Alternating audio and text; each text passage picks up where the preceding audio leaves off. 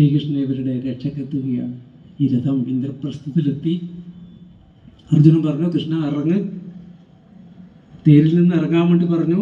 ഇങ്ങനെ ഓരോരാളും ശ്രീകൃഷ്ണൻ പറഞ്ഞു, ആദ്യം അർജുനൻ ഇറങ്ങ്, പാണ്ഡവന്മാർ ഓരോരാളായിട്ട് താഴെ ഇറങ്ങുമെന്ന് പറഞ്ഞു.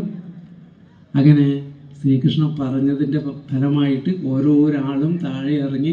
ഏറ്റവും ഒടുവിൽ ശ്രീകൃഷ്ണൻ തേരിൽ നിന്ന് താഴെ ഇറങ്ങി. എന്താ സംഭവിച്ചെന്നറിയോ? ശ്രീകൃഷ്ണൻ ഇറങ്ങിയ ഉടനെ ഈ തേര് കത്തിപ്പോവുകയാണ് ചെയ്തത്. കാരണം അത്രയും അഗ്നിശരങ്ങൾ ഇതിനകത്ത് ഉണ്ടായിരുന്നു. അവരവരുടെ എല്ലാ അഗ്നിശരങ്ങളും ശ്രീകൃഷ്ണൻ അവിടെ ശാന്തമാക്കി വെച്ചിട്ടുണ്ടായിരുന്നു.